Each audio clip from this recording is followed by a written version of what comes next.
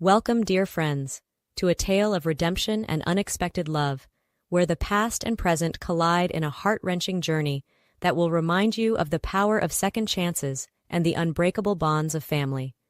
Enjoy the story.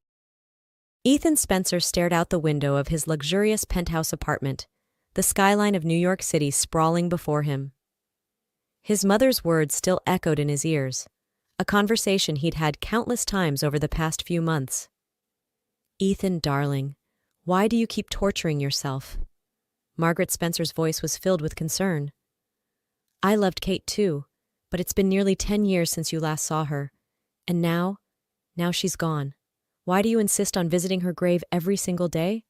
Ethan turned to face his mother, his haggard appearance a stark contrast to the sleek, modern decor of his home. "Mom, don't you understand? I feel so guilty. My soul is on fire.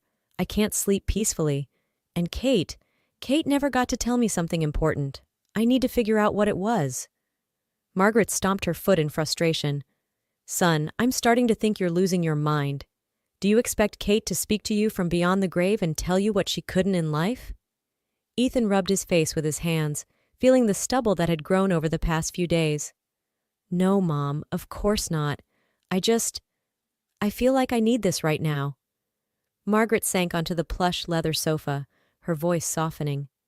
"That poor girl, she wasted away. Yes, you share some blame, but what's done is done. You can't change the past. Kate is gone, but you're still here. You need to live in the present, not dwell on memories of the past." "I understand, Mom," Ethan said, his voice barely above a whisper. "I'll go today, and then I'll try to pull myself together." As Margaret left, Ethan's mind wandered back to the day he first met Kate. It had been a chance encounter, but he had fallen head over heels instantly. Kate was unlike anyone he'd ever met, modest, quiet, and so incredibly gentle. Some people found her strange, but Ethan saw her for the sensitive soul she was. At the time, Kate had no family left. Her mother had passed away when Kate was just 17, leaving her to fend for herself. Ethan had proposed after just 3 months of dating, certain he had found his soulmate. But then came the night that changed everything. His ex-girlfriend Mia, who had dumped him months before, suddenly decided she wanted him back. When Mia called him in tears, begging for help, Ethan foolishly went to her, thinking she was in some kind of trouble. What followed was like a scene from a bad movie. Mia had drugged him, and he woke up in her bed. And there, standing in the doorway, was Kate, her eyes filled with a pain that Ethan would never forget. Kate had fled, and by the time Ethan had gathered his wits and his clothes, she was gone. It was the last time he ever saw her. For months he searched for her everywhere. But Kate had vanished without a trace. She didn't even come back for her belongings. Ethan's life spiraled into a pit of regret and self-loathing. Then, 6 months ago, came the phone call that shattered his world all over again. Ethan's phone rang in the dead of night, jolting him from a restless sleep. The voice on the other end was hesitant, apologetic. "Mr. Spencer? I'm so sorry to disturb you at this hour. I'm Dr. Sarah Johnson from Central Hospital. We have a patient here. She claims to know you. She has no identification, but she asked us to call you. She says her name is Katie." Ethan bolted upright, his heart pounding. "Kate? What hospital? What's wrong with her?" Dr. Johnson's voice was grave. "Central Hospital, Mr. Spencer. I'm afraid the situation is dire. She has advanced stage cancer.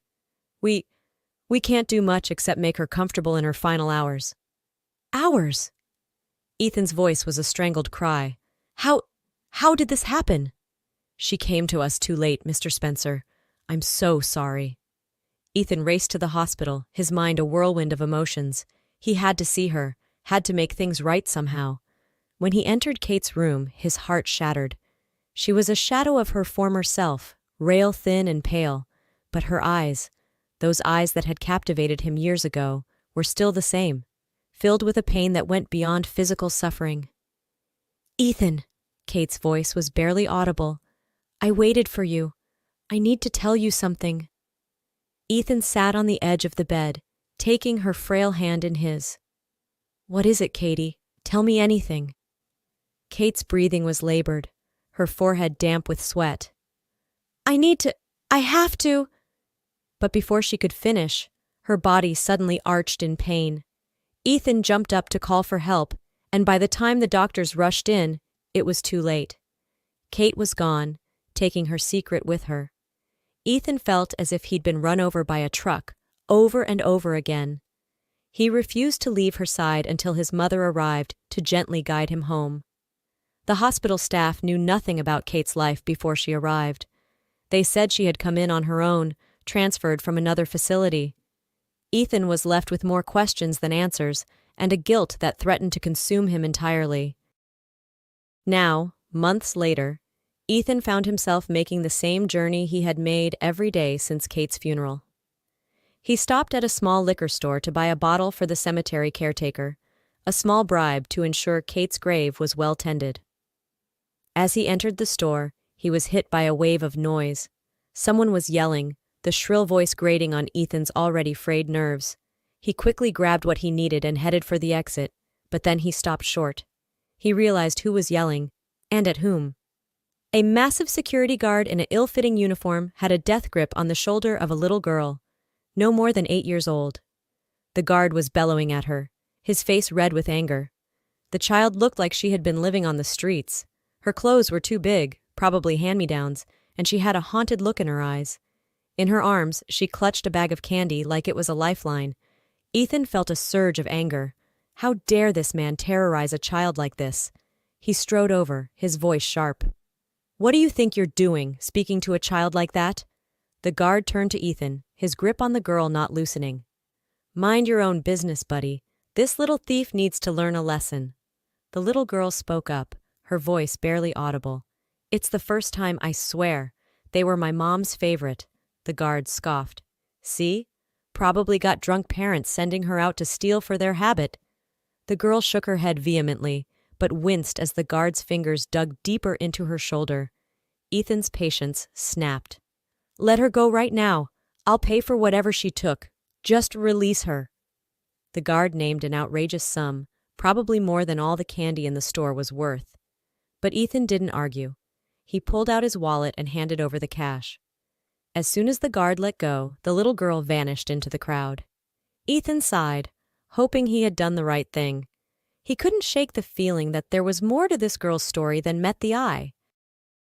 By the time Ethan finally made it to the cemetery, he was emotionally drained. The incident at the store had shaken him more than he cared to admit. As he approached Kate's grave, he noticed something that made him stop in his tracks. There, on top of the headstone, was a small bag of candy, the exact same kind the little girl had been clutching in the store. Ethan felt a chill run down his spine. It couldn't be a coincidence, could it? "Did you know my mom?" Ethan turned slowly, not wanting to startle the speaker. There, standing just outside the small fence surrounding Kate's grave, was the little girl from the store. "Oh, it's you," she said, recognition dawning in her eyes. "Thank you for helping me earlier. I'm sorry I ran off. I really wanted to bring these to Mom." Ethan's mind was reeling. "Your mom? You mean Kate was your mother?" The girl nodded. "I'm Lily. Mom loved these candies. We used to buy them together sometimes when we could afford it." Ethan felt like the ground was shifting beneath his feet. "Lily," he said, his voice hoarse. "How old are you?" "I'm 9, Lily replied. "Well, 9 and 5 months, actually." The implications hit Ethan like a ton of bricks. 9 years and 5 months? That would mean... "Lily," he said carefully, "what happened to your mom? Where have you been living?" Lily's face fell. "Mom got sick. We were living with old Mrs. Valentine.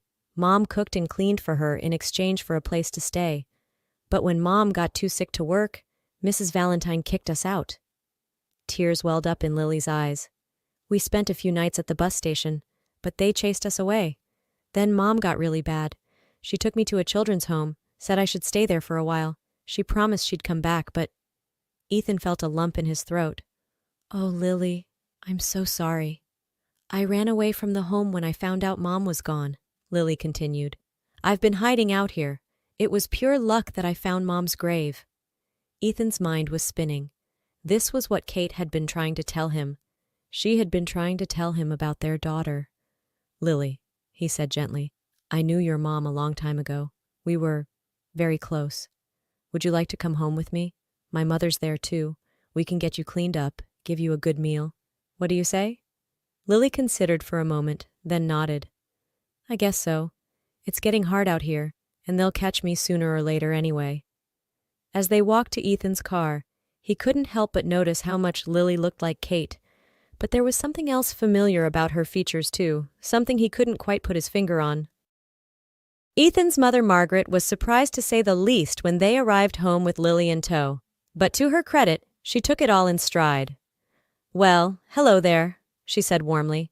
"I'm Margaret, and you must be—" "Lily," the girl replied shyly. Margaret's eyes widened slightly as she took in Lily's appearance, but she quickly recovered. "Well, Lily, why don't we get you cleaned up? Then we can all have a nice meal together. How does that sound?" As Margaret led Lily away, Ethan collapsed onto the couch, his mind whirling. Could it be true? Could Lily really be his daughter? When Margaret returned to the living room, her face was serious. "Ethan, that child, she looks just like you did at that age." Ethan nodded slowly. "I know, Mom. I think she might be my daughter. Kate's and mine." Margaret sat down heavily. "Oh, Ethan, what are we going to do?"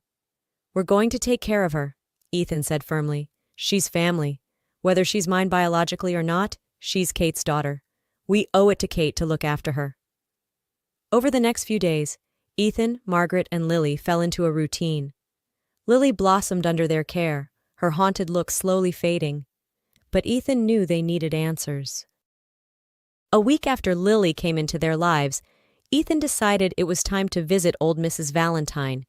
He needed to know the full story of what had happened to Kate and Lily. When they arrived at the rundown apartment building, Mrs. Valentine answered the door with a scowl. "What do you want?" she snapped. Ethan took a deep breath. "Mrs. Valentine, I'm here about Kate and Lily. I need to know what happened." The old woman's eyes narrowed. "And who are you supposed to be?"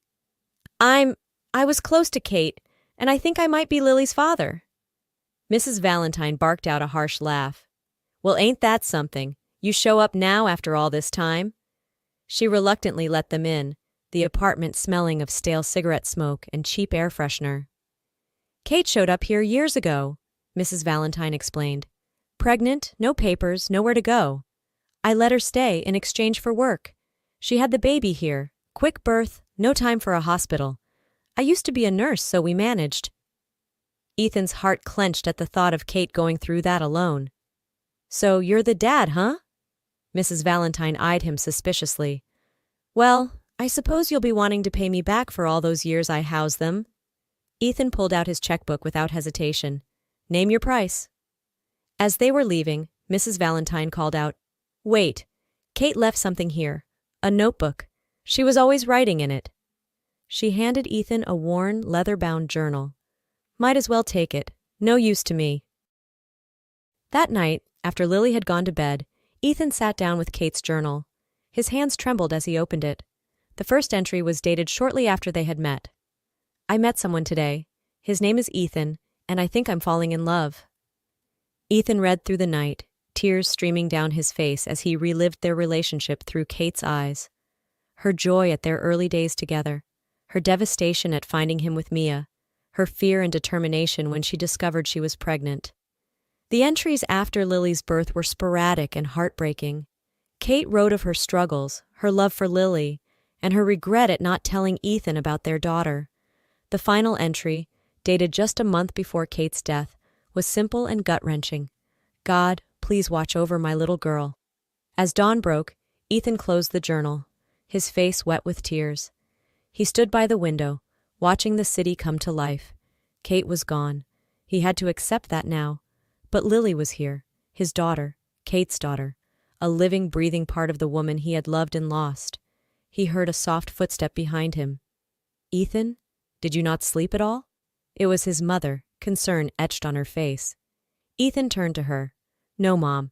I was reading Kate's journal." He took a deep breath. "Lily is definitely my daughter, and Kate's. We have to make this right, Mom. For Kate, For Lily. Margaret nodded, tears in her eyes. Of course, darling. We'll do whatever it takes.